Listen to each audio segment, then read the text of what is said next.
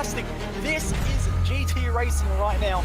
He's got traction, he's got everything outside of both of them. Maloney! Oh, he's taken Anderson. Anderson's up top now. Oh my God! Big crash. Oh my goodness, half the field's going to get rolled. Second very close. These guys are want to make their way through the field very quickly. Oh, there we go. Oh no! That's massive. This is it. This is over. I can't believe this. Oh my God! God, what?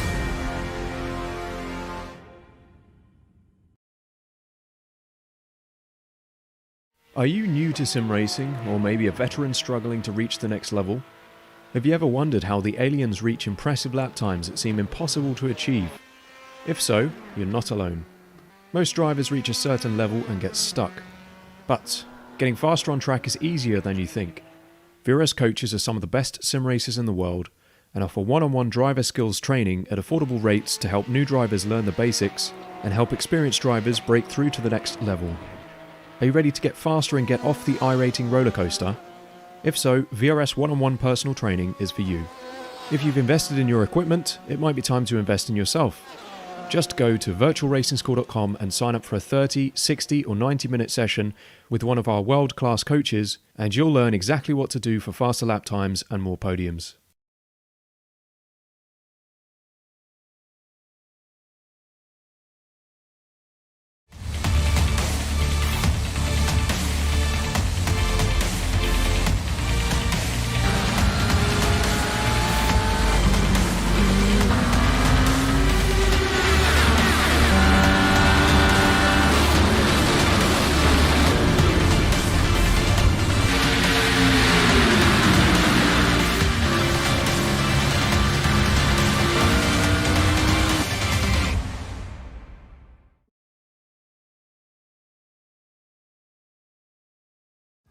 This is iRacing, the world's premier online racing game.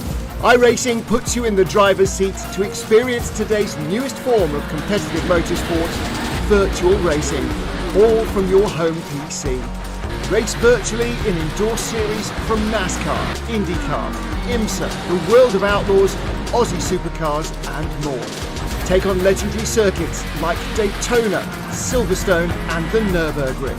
Join iRacing's global online racing community and get on track today at iRacing.com.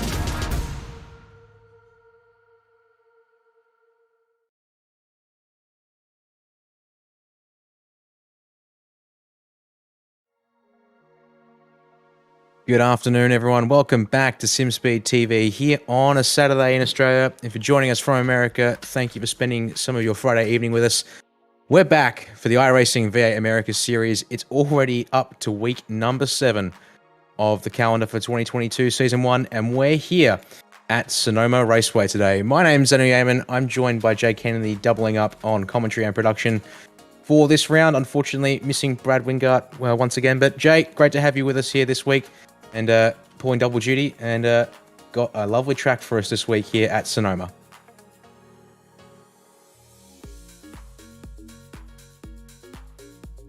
Yeah, I love this track. It's one of my favorites. I've talked about my love of this place for the last 10 years, and I'm so glad to see it on the calendar.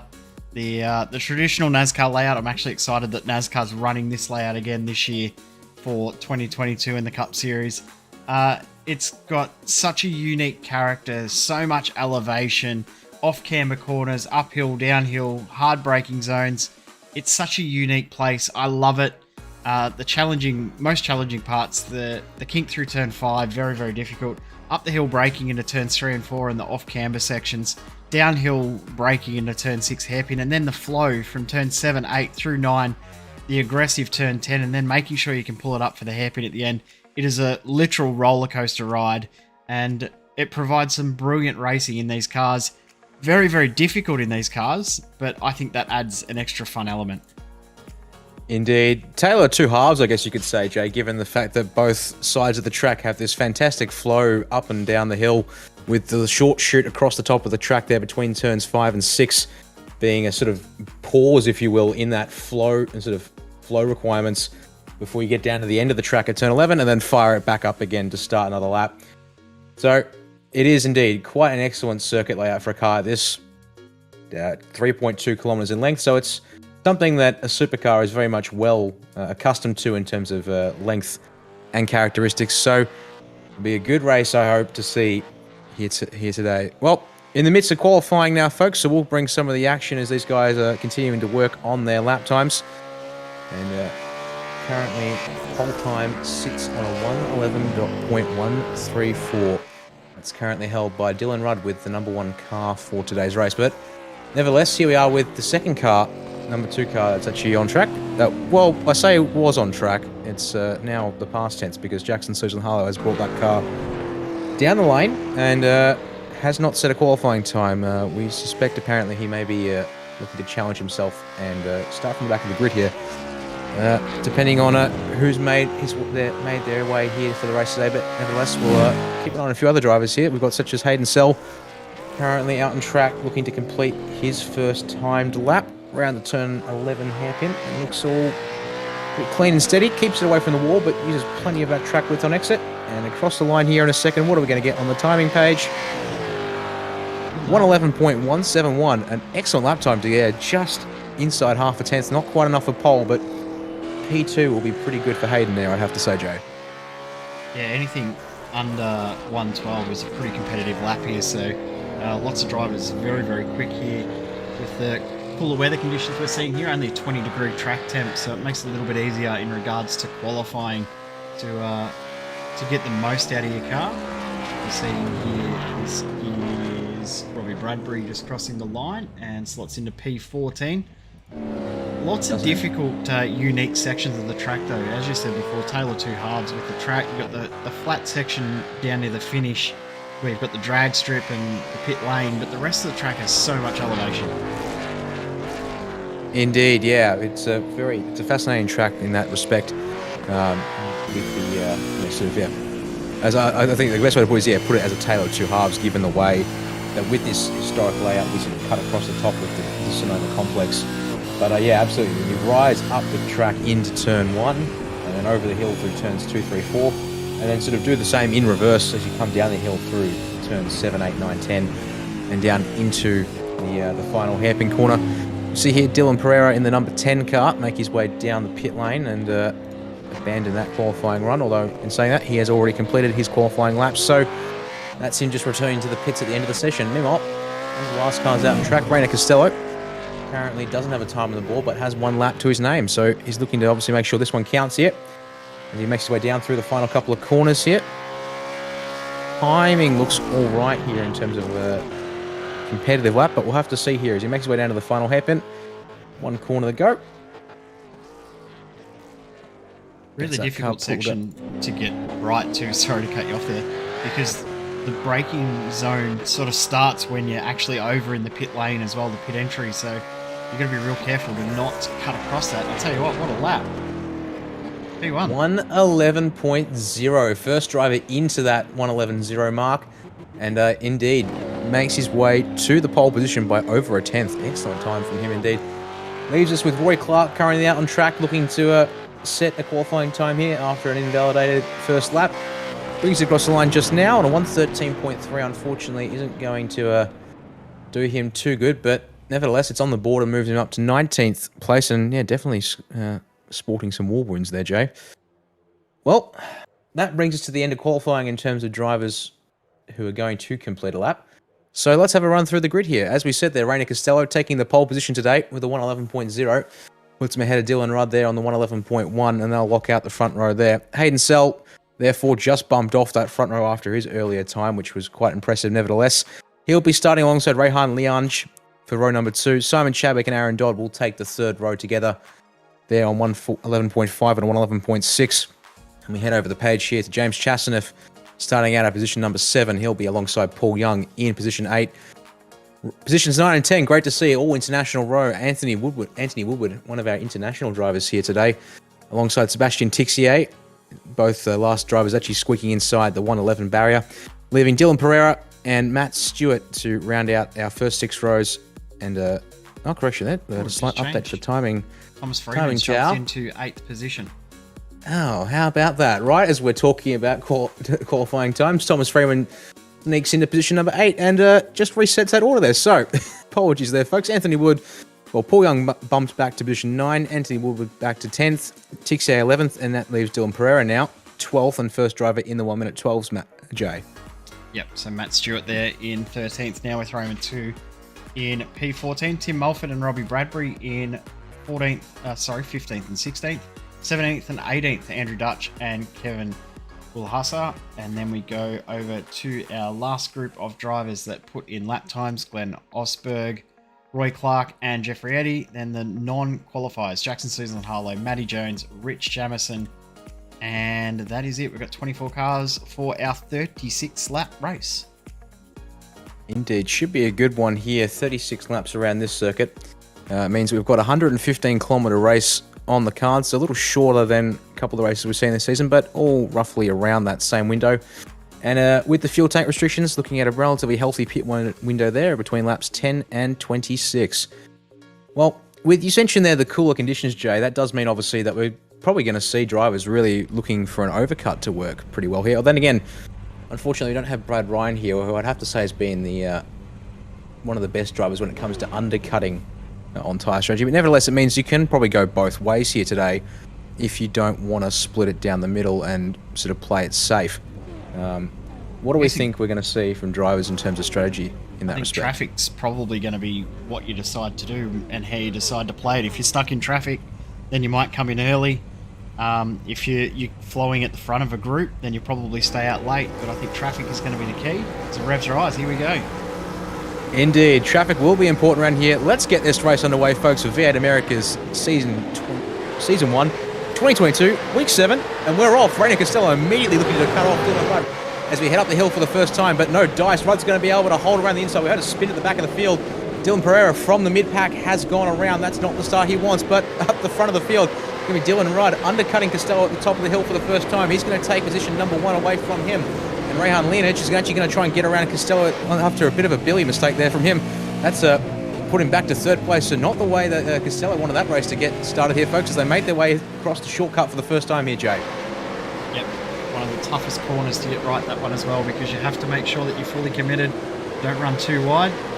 And make sure you don't end up into that tyre bundle. So we've got a bit of an incident back in the field. Robbie Bradbury, I'm seeing slow. Tim Mulford also slow. So if you guys getting caught out, as you said before, Dylan Pereira was involved in that first one. Too wide through this bit is not fun. Yeah, a bit of chatter on the in-game radio there. Guys not too impressed about a few things, including Costello there. Not too impressed with Dylan for what happened at the start of the lap, and a bit of back and forth there about the shortcut incident.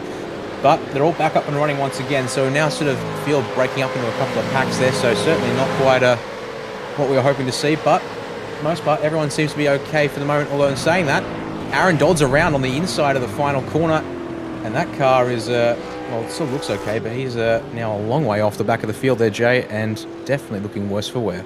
Those tyre bundles do hurt.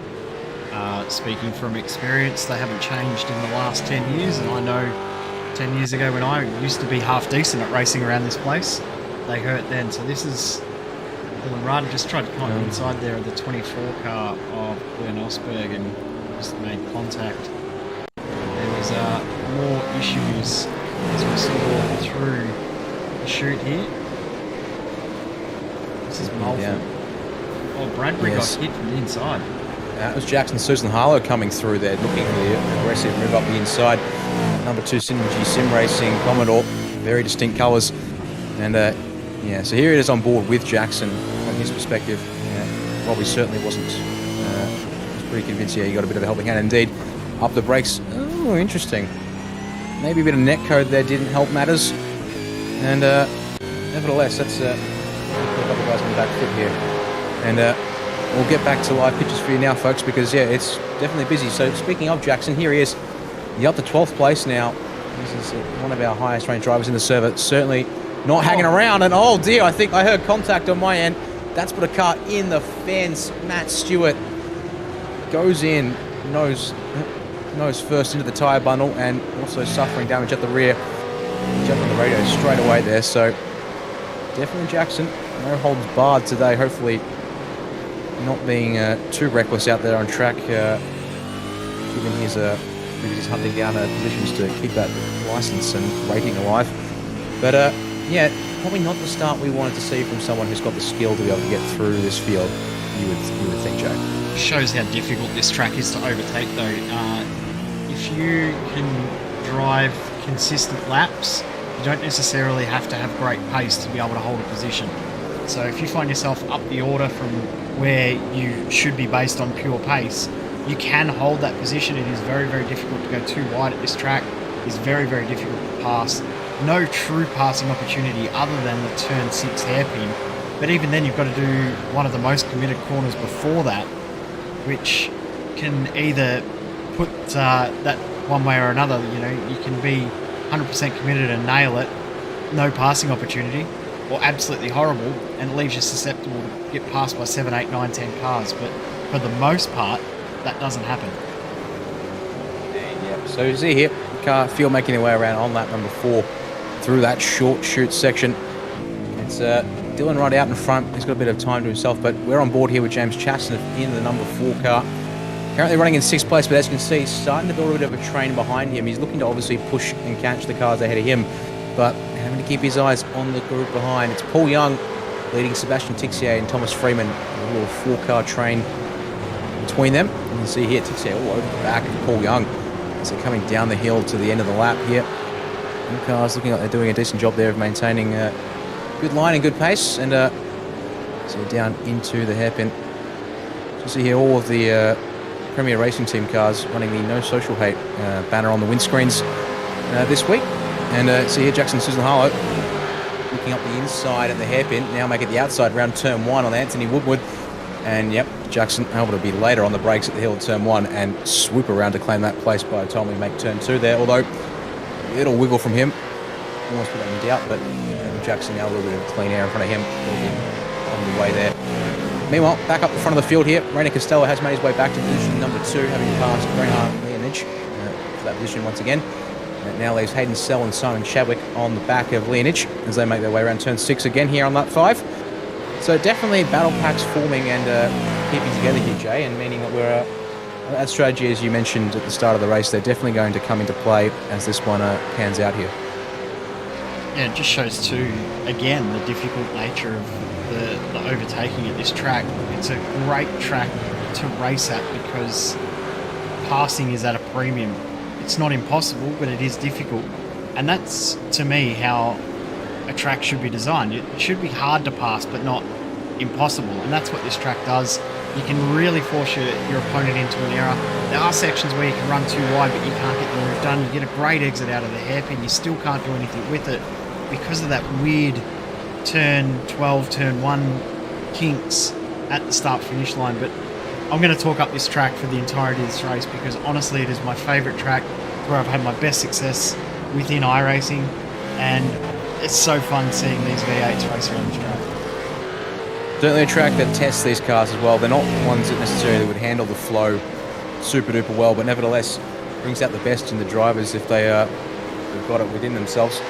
So you see here the field making their way through the corners here, just looking at the battle pack for position number 13 at the moment. Kevin Bullahasa leading Roy Clark, Andrew Dutch and Dylan Pereira looking to recover after that lap 1 accident for him. If the front of that car, Pereira's there, definitely worse for wear after the mistake. I believe it was a mistake. It might be horrendously wrong there, but well, if I am in that case, apologies to Dylan, because definitely a driver with decent pace, as we saw in qualifying, and definitely not where he would want to be at the moment. Just looking at lap times at the front, Dylan Rudd lost a little bit of ground on the previous lap. Costello sort of stabilised that gap this lap, but the lap previous, it was around about 3.5 tenths in the favour of Rainer Costello. So Costello's got that gap down from around about 2.5 seconds down to 2 seconds even as Jackson Susan Harlow makes another position. Now up into position number 8 in his number 2 car. He's on a tear at the moment. Tixier wide at the top of the hill at turn 2, and that was no further invitation needed from Jackson to get that job done. And you see now, Jackson already starting to put the pressure all over Paul Young. In fact, much better exit from Jackson, straight up the inside on the exit of turn 6, and job done, thank you very much, he says. Paul Young back under pressure from Tixier immediately as a result. Just can see that just being punished for that little mistake there and having to give up a little bit of drive as means he goes straight under pressure again. It's not what he would want, but he's been able to hold off Tixier and Freeman for a while now, so I would expect he'll be able to stay in this position for a little bit longer now, but curious to see how much further Jackson can progress up the field. He's currently, less than 8 seconds off the race lead. And the way he's going, push hard early, maybe take the early pit stop and get some clean air and then go hard again. But we'll see what Jackson can do in terms of the tyre management. Meanwhile, another driver also looking to recover, Dylan Pereira, makes his way up into position 15, looking past Andrew Dutch there. In that number, his iRacing number is 22, but running the Greg Murphy paint adapted to the ZB Commodore, looks pretty decent there. And then, meanwhile, unfortunately towards the back of the pack, Tim Mulford looking to get past Glenn Osberg here. Tim obviously caught up in that lap 1 tangle at turn 6. That's definitely not where he would want to be at the moment, but pace looks all right at the moment. A little bit off the leaders' times in saying that, so we'll have to try and find a bit more speed, but maybe looking to go long here in this first stint and then push hard towards the end of the race, perhaps, Joe. Yeah, talking there about JSH with his potential to come in early because he's been pushing the tyres too hard. I think, yes, definitely a good idea. The downfall to that is where does he come out? He'll find himself in traffic, no doubt. That's a beautiful move into the hairpin. Absolutely set that up beautifully through turn 10, which is the fastest corner on the circuit. In some cars, you don't even have to lift, but in this one, you definitely have to use a little bit of brake, especially to turn it in. Some drivers will actually change gears to try and get the car to turn a little bit easier as well. Not too many that do that, but the V8 definitely a car that does do that through turn 10. And Jackson Seasland Harlow able to get the car positioned perfectly for that corner. The gap at the front, remember we said it got down to 2 seconds, it's now down to 1.5, so Reina Costello is starting to close that gap down. Indeed he is. He's keeping his lap times under 1 minute 12. Dylan right at the front of the field. His times have slipped into the 112s now, so that 3-4 tenths per lap is starting to really show itself here as we're making our way towards the opening of the pit window on lap 9 of 36 here, folks. So here out the window, front windscreen of Costello, a little bit of a dust kick up from Rudd through that penultimate corner there, so he's certainly looking to press as hard as he can, but it might just be starting to cost him here as Costello closes the gap to under 1.5 seconds again, Jay. The other tricky part of this track is that hairpin, because you want to get as tight as you can to make sure that you've got great momentum through the mid-corner. But those tyre bundles, they bite and bite hard, and we've seen throughout the years, whether it's been in V8 Scops, V8 Americas, or any other series we've covered here, those tyre bundles cause the most damage out of anything at this track, and you want to almost scrape them, but if you do make contact with them, that's almost like they've got a bomb inside them, because they will either grip you in or absolutely spit you out. So you've got to be very, very careful to get close, but not too close. Costello's doing a great job. I think Dylan Rudd might be leaving a little bit too much room through there. We'll have to keep another eye on these two here down at the end of the lap, I think. But in saying that, we'll have to come back to them at a later time, because we've got Simon Chadwick hassling the rear of Hayden Sell as they come down the hill here on lap number 10 of 36. Chadwick, last time around, 2 tenths faster than Sell. Fastest lap of the race, relatively even for these two guys, but looks like Sell just starting to drop off a little earlier than Simon. But then again, that could also be just the way they're driving at the moment. Got ourselves a virtual racing school replay for us, folks. We'll have a look here at what we've got. James Chaston, hello. Oh, and the fence for good measure. That's not what Chasty wants. Front right damage, and here he was running quite comfortably in the mid-pack. Almost challenging for a top 5 there. In fact, I think he was maybe still in P5, or he had been cleared by Jackson or Riggs. Last I checked, he was still ahead, but in the fence, and yeah, the first pass, driver pass was Paul Young, so he was back in position number 7 at the time. Chaston is now back to 10th place. Now nursing a little bit of a war wound there on the right front, and scraped that right side pretty decently. But looks to be recovering a little bit now. We'll see what his next lap time is like. Get an indication of how that car is travelling here. He's now got Anthony Woodward and Raymond Tew challenging him for position. We'll see here down the hill though, has just opened up things up a little bit, Jay. Yeah, it's sort of broke open that whole entire group there, as I just noticed there's been another issue to another driver. Dodd. Aaron Dodd. Here we are.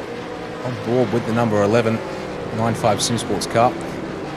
Also looking to recover after hitting the tyre bundles at end of the lap. And oh, goodness me.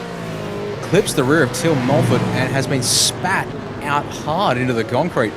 That's not one we see very often around here, Jay. And, well, looks like Aaron Dodd has called it basically a race done because he towed back to the pits pretty instantly. And, in fact, Aaron Dodd has indeed called quits on the race. And we won't be seeing any more of him today. So that's one retirement from the race now. And one driver choosing not to start the race for good measure. So we are down to 22 cars on track. Meanwhile, gap at the front hasn't closed as rapidly as previous, but a 10th here, a 10th there. It's coming down in Reina Costello's favour. 1.3, 1.2 seconds thereabouts as they make their way down towards the end of lap 12 here. Do we see potentially an undercut from Costello sometime soon, do we think, Jay, to try and get the tyre advantage and get past Rudd with an earlier pit stop? That would be the obvious play in my book, but then again, as you mentioned, traffic would be a factor. There is a healthy gap opening up, though, around position, or between positions 11 and 12. Mind you, the gap from the race lead is only 20 or 15 and 20 seconds, so probably not quite enough. Probably looking at having to try and slot them further back down the field, in which case maybe about 35 to 40 seconds back. There's a gap between 18th and 19th. So keep an eye on pit stops. Speaking of which, Chasnef, the first driver to take a stop. 10 seconds stationary. It's a pretty quick one this week in terms of refueling the car and probably just waiting on tyres in that case. You see here, leaders under a second now. So while we've been talking about the pit strategy here, Dylan Ryder's had a bit of an average first half of his lap here, Joe. Been a very, very good drive by Costello. Didn't get off to a great start, didn't quite get the launch, was stuck on the wrong side of the track. The one thing about this track is that you do start on the outside for the first part of the corner. If you don't get an absolute perfect launch, someone can come on and force you into a secondary error. But ever since he dropped those 2 spots at the start, that first half a lap, ever since then he's been driving absolutely brilliantly. Indeed. He's able to pluck another 4 tenths out of Dylan Rudd that last time by. Indeed, a 1:12.7 for the race leader. That is well off the pace that he's been doing so far in this one. And in fact, allows a couple of drivers behind will have gained ever so slightly on him. But for the most part, tyre life seems to be starting to show its hand here, Jay, because most of these drivers are lapping in that mid to high 112 region. And Reina Costello is the outlier when it comes to pace. I would say the exception is Dylan Pereira. Meanwhile, down at the hairpin. Trouble. That's Roy Clark around. Driver jumping on the radio to say sorry, but we're going to have to grab a virtual racing score replay to have a look at that one here, Jay. And as we approach the pit window, that's something that neither of them wanted. And there it is. Matt Stewart is behind him. And I don't like the look of the sound of this one here, Jay. I just thought a bit too deep. And well, just the smallest amount of contact, but it doesn't take much when your car's so heavily loaded to the front to make contact into the rear. The rears will easily spin around. As you said, Matt Stewart acknowledging that he made an error there. Interesting though that he hasn't addressed that. We quite often see Roy Clark still coming around, so he's lost a few spots out of that. Joel Clark is not too happy about it. Healthy dose of about 8 seconds lost on track as a result of what happened there. And yes, unfortunate to see that despite acknowledging his fault, they just decided to press on and carry on like nothing happened. But nevertheless, we need to come back to the front of the field because the fight for 6th place is starting to heat up. Although interesting to see here that Paul Young has... Actually, Paul Young has gotten ahead of Jackson. So Yes. 1 minute 18.3 from Jackson last lap around. Goodness me, we might want to see if we can get an idea of what on earth has happened to him because There's damage to the that's an side absolute... of the car too. That's an absolute shocker from Jackson to be 6 seconds off what he was doing compared to everyone else. Nevertheless, redresses that mistake immediately and gets back through to 6th place, but that's put a massive dint in what he was doing. So in fact, here we go. Lap prior. Oh, contact with Simon Chadwick and comes off the worst for it. A little bit of netcode clipped the car there, I think, because he was definitely alongside enough to have earned the inside there, but we'll try and get another angle here and as we continue with the replay. Late lunge, and I don't think Chadwick even realised he was coming. honestly think Yeah. that Chadwick would have looked in the mirror and said, no, he's too far back. I'm not going to stress about him. And all of a sudden he's there. Yeah, I think that's a good way to put it. Jackson has certainly been very relentless when it comes to making his moves here today. Meanwhile, in response, Sebastian Tixier has come down the pit lane. Well, pardon me, not necessarily in response, but comes out of that battle pack for 6th and opts to keep going. Meanwhile, out on the track, Jackson's just run wide at the top of the hill at turn 4. He's definitely not hanging around if he can avoid it, but surely at some point soon those tyres are going to give up underneath him. He's going to have to come into the pits and sort himself out. Fight for the lead is hovering around the 1 second marker, so in fact pace has started to level out at the front. They've actually both dipped into the 1 minute 13s here, Jay, so those guys are certainly a little worse for wear. Meanwhile, lap traffic ahead. Reina Costello immediately goes for the pit lane in response. Dylan Rudder, on the other hand, though, he stayed out on track, so he must have cleared the traffic just as we came down to the hairpin. So here comes the undercut on the end of lap 16. Probably a good time to think about that pit stop now as we approach the halfway point. And all being well for Reina, he should be able to look after those tyres at the end of the race quite comfortably. Meanwhile, Thomas Freeman's come down the lane, but his competition, well, I say competition, but it's his teammate Sebastian Tixier. He's stuck behind Matt Stewart as we come down the hill here, so losing a bit of time here, I would expect. Stewart not defending too hard, so in fact Stewart peels off into the pit lane, so hopefully for Tixier's sake that hasn't hurt him too much. Out of the pits comes Costello, and in fact that's just about as good as it gets for Reina. He's got 5 odd seconds up the road to clear track, so he can put the foot down here. Surely Dylan Rudd has to respond within the next lap or two, otherwise risk losing the race lead and not really gaining much in terms of tyre life. We'll see here as he comes down to the end of the lap. Does Rudd pull left? Indeed he does. Man's been around long enough to know how to race this car and how to respond to pit strategy. Knows he can't afford to hang out there any longer. He's followed into the pits by Rayhan Leonich. So Rayhan, obviously, and Hayden Sell comes in for good measure. Simon Chadwick has come in. Jackson Harlow in. Paul Young, the first car to stay out on track here and go for a longer opening stint. So there we go. Paul Young will take the race lead if momentarily. But now let's have a look here for Reina Costello. Where's he coming? Down into the hairpin for the final end of the lap. Does he jump does he jump Rudd here in the pits? 11.5 seconds stationary for Reina on his stop. Out of the final hairpin, up the hill, 11.9, 12.7 for Dylan Rudd. I reckon there's going to be a change of position here as they come out of the pits. There you go. Undercut and a slightly shorter stop. Job done for Reina Costello. And let's just look after the tyres here. Gap is certainly close, but now that he's got the lead, as you said, Jay, he should be able to manage that and hang on to the lead to the end, you would think.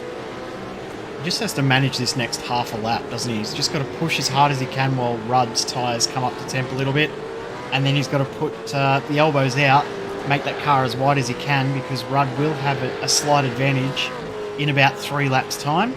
After that point, they'll stabilise, so it's going to come down to pace and not making errors. If Costello can not make any errors, he's what this race won, I think. Indeed. These two will be able to... Well, I expect Dylan Rudd will fight back and try and get something here in terms of pace.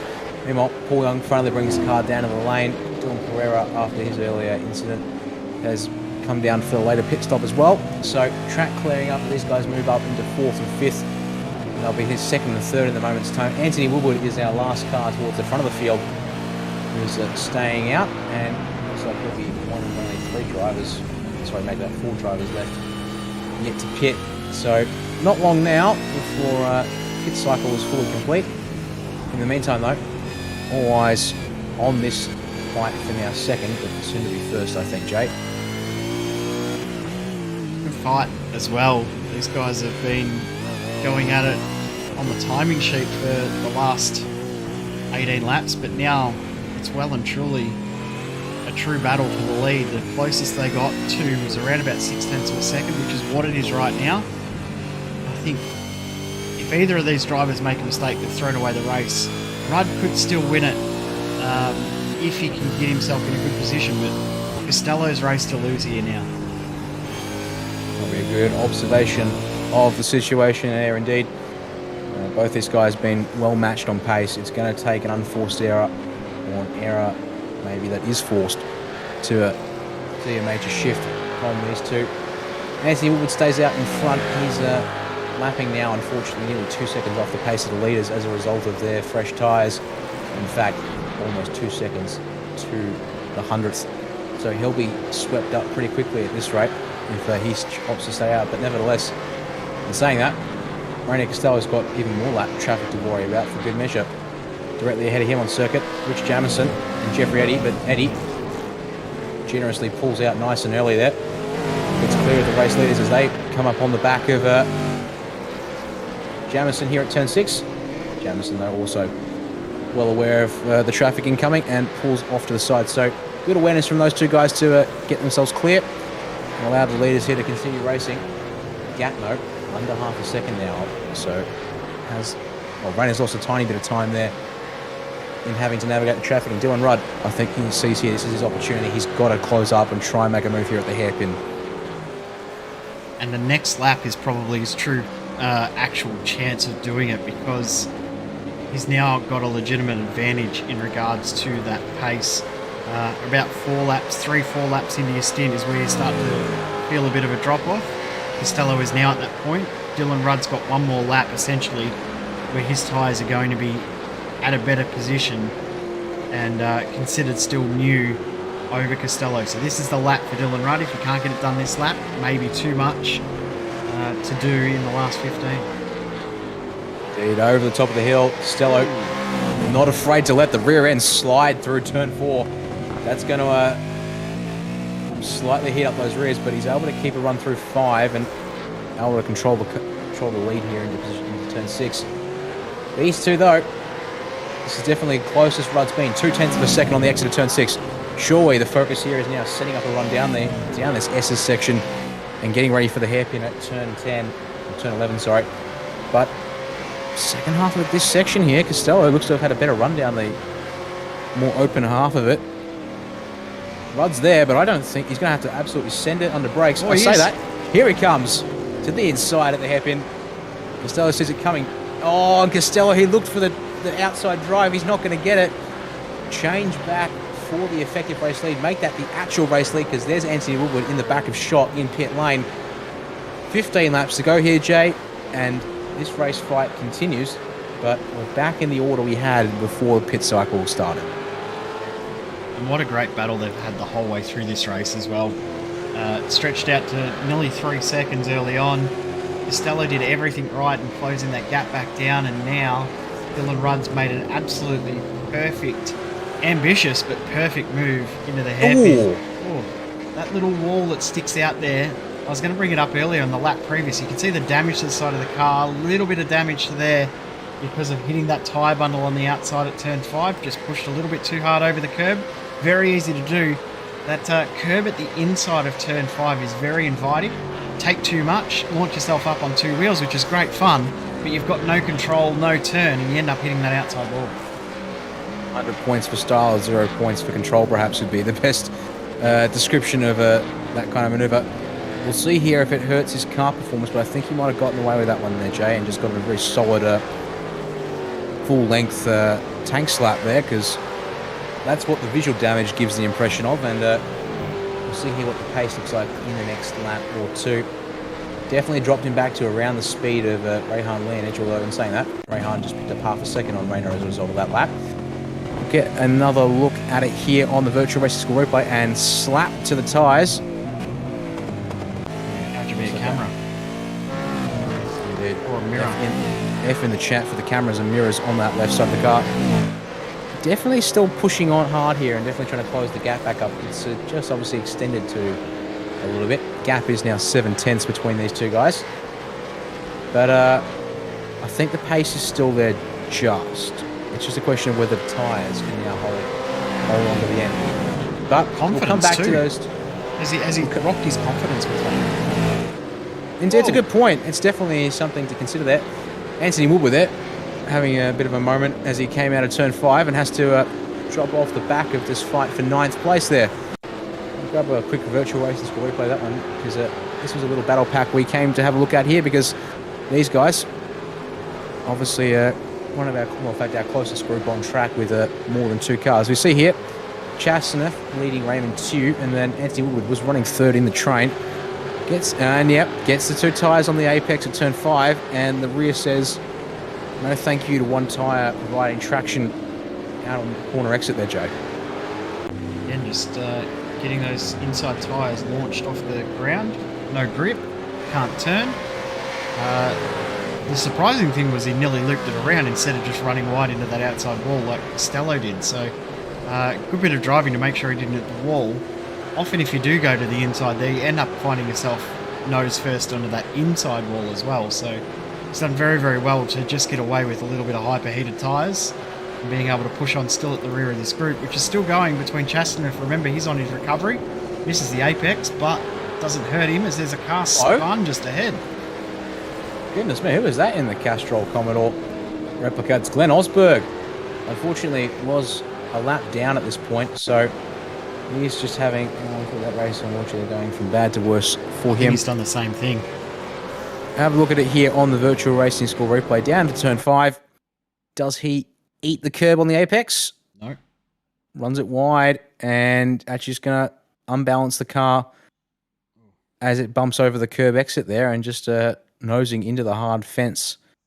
And then just missing another car there as it came through and then rolled back across the track to get out of the way of that lead lap pack, thankfully. Well, Woodward's closed up very, very quickly. It was a 1.5 seconds back at the start of this lap. He's already gained a full second back. He actually just did his fastest lap of the race.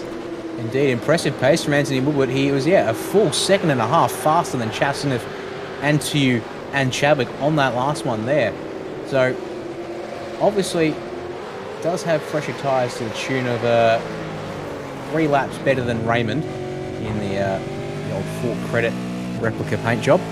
As we look from look back at Raymond for that, speaking of which, from Chasneth's car.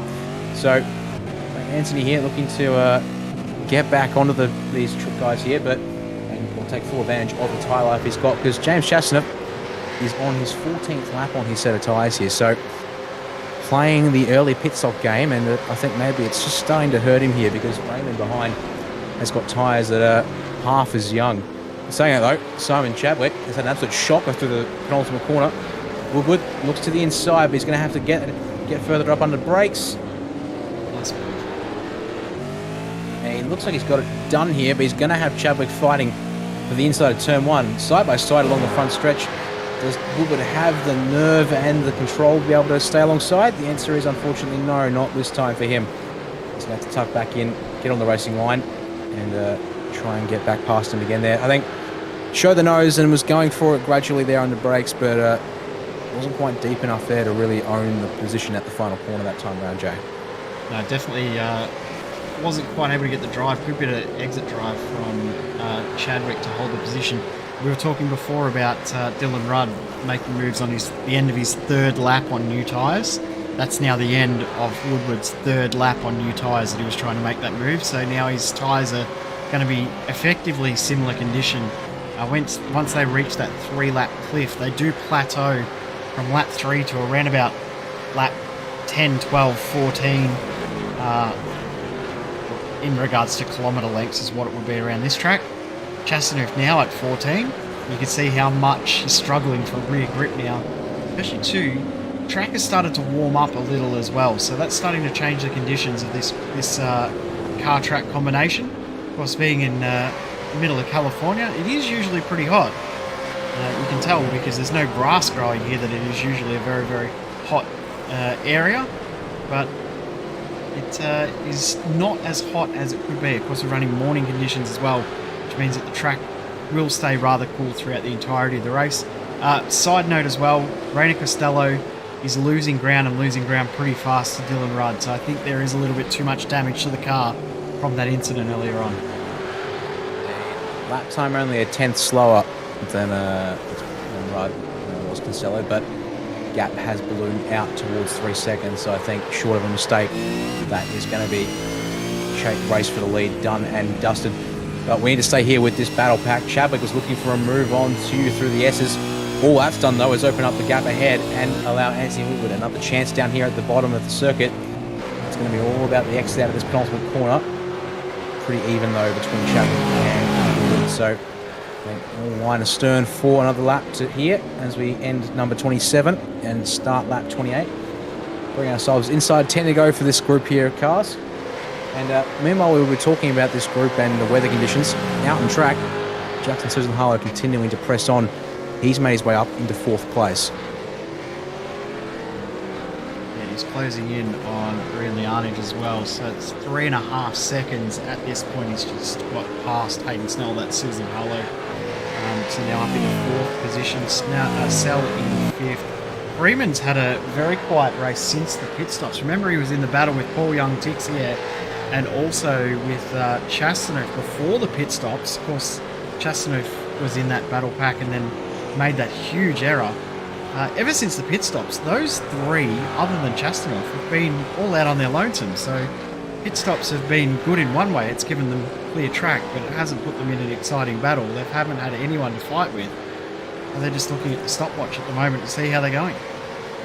Yeah, they've all spaced out. Probably not what they wanted, but nevertheless, when mistakes happen, that's how things end up playing. Meanwhile, our eyes need to stay with this battle for position number 9. You see here Raymond Sue, who's early on the brakes compared to the cars in this group around him, I'd say.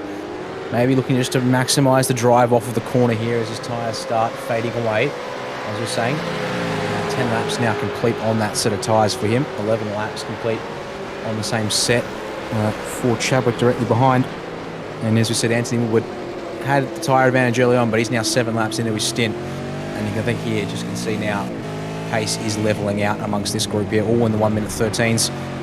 So tyre advantage more or less nullified now, although it still looks like he's got decent lines and the opportunity here, I think, if it comes up, to have a look at the move here on Chadwick. And all it's going to take, I think, is one either poorly executed attempt at a pass or just running it in too hot somewhere and Chadwick opening himself up to an attack here at the end of the lap, I think.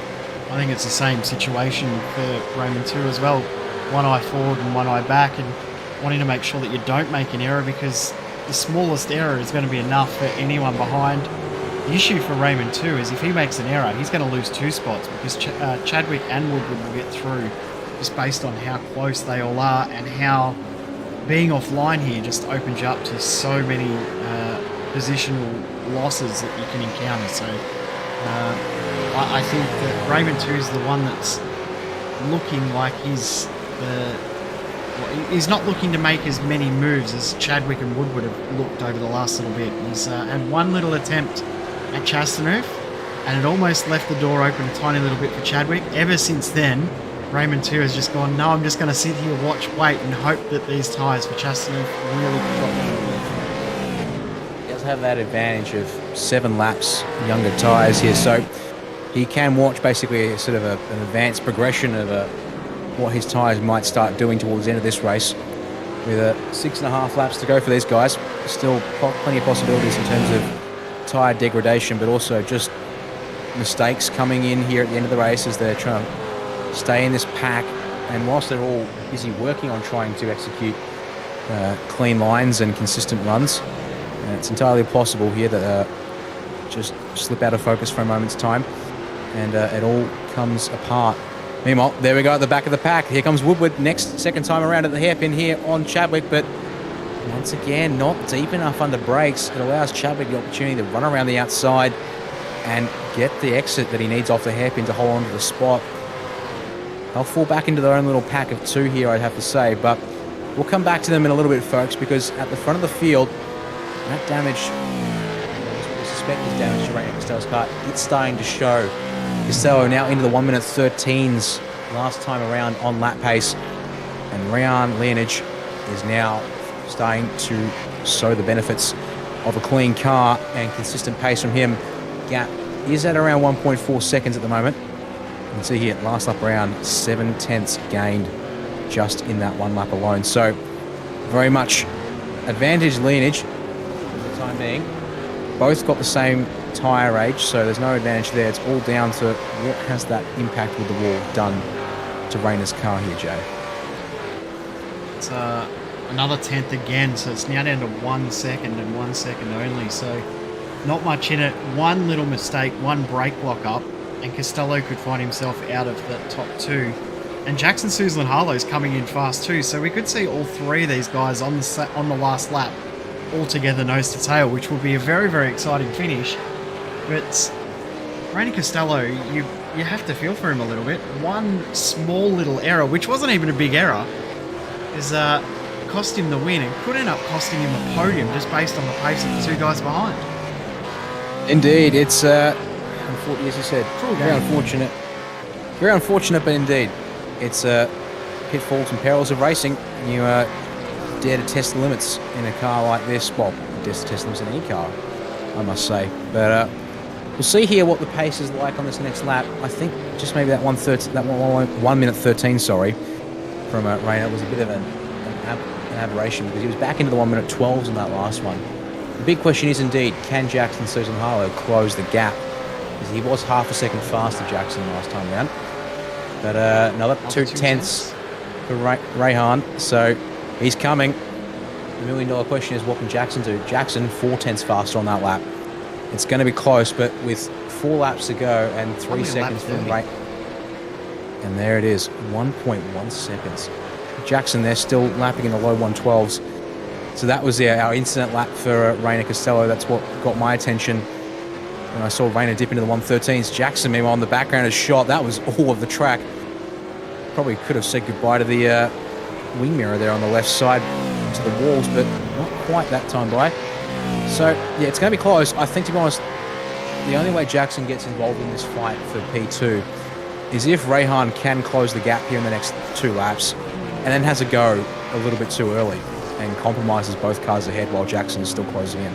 We saw how much ground that a failed attempt at the hairpin can cost you from that attempt from Woodward, or 2 attempts from Anthony Woodward earlier. So if that is what happens here with Ray Leonage, we may see Suzlin-Harlow right there. If Leonage can't get a move done at the hairpin in an attempt, they will find themselves losing half a second, a second, second and a half. Even little fights like this, they're both checking each other up. They've lost a tenth and a half already. Suzlin-Harlow is only 1.4 seconds back now. Speaking of which, we should go have a look at the Woodward Chadwick battle because it's going at it once again. Take 3 at the hairpin, folks.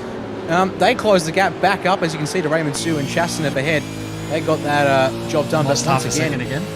But once again, Woodward not able to get out deep enough under brakes, and it cost Chadwick for good measure, meaning that these 2 guys are going to have to recover. That's a slow-moving Sebastian Tixier. What's happened to him here, folks?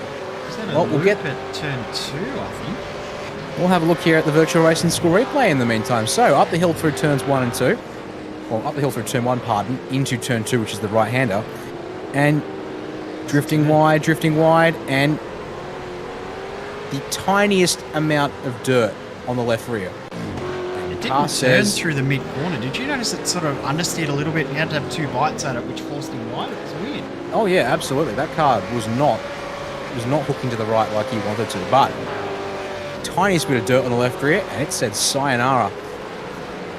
Gap now down to 4 tenths between Costello and Leonage. 2 laps to go though. It's going to have to take a dive bomb attempt from Leonage at some point on this lap, hairpin most likely, to really bring Suzlin-Harlow into this. Speaking of hairpin dive bombs, there's one for us. Dylan Pereira looking to get past Kevin Bulahasa and gets the job done this time by. Dylan still trying to recover after the earlier incident. He just scrapes the wall though down the front stretch. Not quite what he needs. So they've got 2 laps to go here, and given their pace is relatively equal at the moment from what I can see, still a chance there for Bulahasa, but we'll have to come back to that later on. Gap at the front has stabilised to half a second between Costello and Leonage. So yeah, it's going to have to take a dive here at the end of the race. So not this time by, I think maybe Leonage. Oh, that's deep from Costello. That's deep. Does Leonage have enough to get alongside and drive off the corner? The answer is no. He's going to have to slot back in, but it's just giving up time. Less than 1.5 seconds from Costello to Suzlin-Harlow behind in second to fourth. So here we go. White flags in the air for these guys. Dylan Rudd obviously is up the road and it's now his to lose, but our fight and eyes need to be obviously on this one here. That kind of a mistake, it allows... oh, goodness me. Meanwhile, That's been a big Raymond shuffle. Stewart Raymond Sue all the way to the back of the train here in that fight. So it is starting to go off everywhere. Here we go. Final lap for these two guys. All of the track and then some. Big fat wobble. Question is, what's that done to the rear end? Oh, deep. That car of Costello's, that's struggling under brakes heavily through the slow corners. It's on here down into the hairpin. I think Leonich knows that from the last lap. There's a definite chance here for him to really throw it up the inside and see what we can do here. Up ahead, it's going to be Dylan Rudd. He's going to take this flag. He's approaching the final corner now. We'll keep an eye on him in a second and acknowledge the race win. But to be honest, I kind of want to keep an eye on the fight for P2. Lap traffic for good measure. Contact! Susan Harlow's going to steal second place for good measure.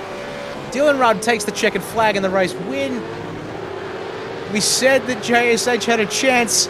Indeed, he gets that chance. Rainer Costello was redressed to position for P3. Good sportsmanship from Rehan Leonich, but the traffic plays its part. Well, not its part, I must say, but just adds that little bit of chaos at the end of the race for good measure. Chadwick is late on the brakes now, challenging Chastanev, but Chastanev is going to hold on to 9th place here. He looks like on corner exit. Yes, he is. Meanwhile, out on track, Robbie Bradbury. Oh, that car gets away from him. They've actually taken the checkered flag already a lap down, so their race actually was already done.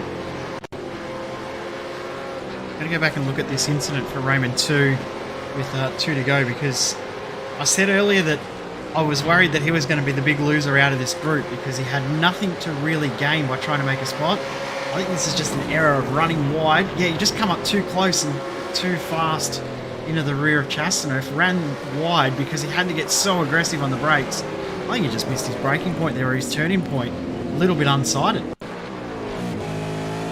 Yeah, that does indeed look like it. Closer than he had been, I think, in a couple of laps. And you can see it looking to try and hook the car. Yeah, just looking to hook the car there, and wasn't able to get it over to the left as much as Chastanev was. And then, yeah, one spot lost. Make it 2 for good measure at the hairpin. Watch the brake lights. No brake lights. Indeed, on board here with Chadwick looking behind. That is way too late on the brakes, and yeah, you can say goodbye to that spot. And for good measure, when the car next traffic guard comes through, he'll open the door up to allow the guy behind him to take a spot off you for good measure. So definitely not what Raymond was after, but just a little bit of spice to end that race there. Well, let's have a run through the race results there. Dylan Rudd able to take that one home there pretty comfortably after Costello's fadeaway at the end of the race. Jackson Susan Harlow up 20 positions to take position number 2. Kind of makes you regret and sort of wonder why he, well, you kind of wish he had actually taken to the race start, to be honest, because would have been nice to see him up the front of the field and challenging for the race win, but I think he'll take a P2 and say good enough for him. Rainer Costello rounding out the podium, redressed position there after the contact at the final hairpin. Good sportsmanship there from Rehan Leonich to give that up there and settle for 4th place in the race. They were nearly overtaken by Hayden Sewell at the end of the race there, just 4 tenths behind at the end of them afterwards there. Hayden, though, settling for 5th. Behind him, Thomas Freeman at home 6th, Paul Young in 7th. Sebastian Tixier ends up in 8th there after his mistake. James Chastanev holding on for P9, just ahead of Simon Chadwick in position 10 as we head over the page, Jay. Yeah, from there we've got Anthony Woodward, who got that position with 2 to go over Raymond 2. Couldn't quite get Chadwick in the end, but that was a good fight between those 4 for that entire second half of the race. Another good battle between Dylan Pereira and Kevin Bullahasa as well. We saw Pereira get through with 2 to go. Another good battle, Tim Mulford in his recovery, and Matt Stewart, who was also involved in some issues as well. They finished 15th and 16th, only half a second apart. Andrew Dutch, and then Robbie Bradbury, who we saw on the last lap there, had that big slide. Roy Clark, Glenn Osberg finished 19th and 20th. The first car's a lap down, with Rich Jamison and Jeffrey Eddy also finishing the race 2 laps down. Aaron Dobb we saw having issues. He DNF'd with 26 laps still left on the clock, and Matty Jones did not take the start. Before we look at next week, we want to have one more replay, because I think this is A, controversial, but B, good sportsmanship. You know what incident we're looking at. Indeed. Here we are, rear wing looking at the back of Rainer Costello's car. Rehan Leonich, too hot under brakes there. Lap car was thankfully well out of the way there, which is good to see. Awareness from I missed the car that actually was Jeffrey Eddy there. Jeffrey Eddy, thank you very much. The second there, the number part 23. of this just looking from that onboard, I actually think Costello had already locked the brakes, and then it was made worse by that tyre bundle on the inside. So the tyre bundle there just spat Costello out into the wall. But hats off to Rain Lianage, acknowledging that he's made an error, redressing the position. He could have quite easily driven away, as we've seen in previous races, drivers not even caring about redressing. Good sportsmanship that. Sure, Costello's going to be disappointed. Still picks up a third, but good sportsmanship to see that. Indeed, it might just be an iRacing official race where there's no further review after the race, short of protesting for severe incidents and intentional behaviour. But that's going to do the race for us. Well, that was 1 week of racing done in America, and we've got another one coming up in next week's time. And we've got ourselves 4 weeks of racing on American and Canadian circuits. And, well, if Sonoma Raceway is a great track with flow, going to our Concrete Canyon to follow it up. I absolutely love this track. It's going to be very, very cool. And these cars always race really well around here. Sorry to cut you off there, Dana. But yeah, Belle Isle's always fantastic. And very much an Adelaide / Townsville vibe to this place. Will provide some great racing. Indeed. I was just going to eventually scramble over my words to get to Detroit at Belle Isle. But nevertheless, that is our venue for next week's race here in V8 Americas. 29 laps will be on the clock next Saturday afternoon at 1:15 p.m. Australian Eastern Daylight Time for those of us joining. But we'll have to save that for another week's time because there's plenty of racing to come on SimSpeed in the meantime. But yeah, with that race done there, Jay, I think it sets a good stage here in the mid part of the season for those who are continuing to race the V8 Americas Series, and leaves us with just 5 weeks of racing to go here on broadcast and for the iRacing season to come. Starting to get to the pointy end of it, but I'll be curious to see how things play out. Yeah, and 5 pretty cool tracks too, all very, very different. As we see Belle Isle next week, we've got Montreal coming up in 3 weeks' time. 2 weeks' time, we have the Charlotte Roval, so that's completely different again. Red Bull Ring, which will be a bit of a preview for V8 Scops Round 2. Of course, Montreal will also double as the first round of V8 Scops. And finishing off at a track that we haven't raced at a huge amount in recent times, like Sonoma, that being the Nürburgring, running the World Endurance Championship chicane, which is the fastest style chicane at the end of the lap. So that should be a very, very good one as well. 5 really unique, different tracks. No 2 tracks similar at all within the next 5. Indeed, plenty of variety coming up. And yeah, street circuit, road oval combo, Grand Prix class street circuit, followed by 2 more Grand Prix level circuits, but permanent ones for good measure. Plenty of variety coming up to finish the calendar for this season. Well, that's going to do it from us here for V8 Americas this week and for the broadcast today. Great to be with you here, Jay. And SimSpeed will return tomorrow morning for the next round of the iRacing Grand Prix Series when that heads to the Hungaro Ring. Jake Sperry and Brad Ringard will be with you in the morning for that one there. So, my name's Daniel Yeaman. Thank you all very much for watching. Great to have Jay Kennedy on comms and production for this one this week. But until next time, thanks all for watching, and bye for now.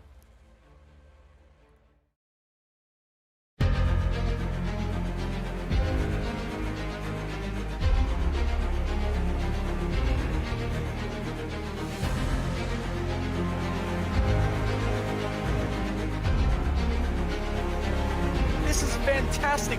This is GT racing right now. He's got traction. He's got with the outside of both of them. Maloney. Oh, he's taken Anderson. Anderson's up to Oh my God. Big crash. Oh my goodness. Half the field's going to get rolled. Second very close. These guys I want to make their way through the field very quickly. Oh, there we go. Oh no, that's massive. This is it. This is over. I can't believe this. Oh my God. God, what?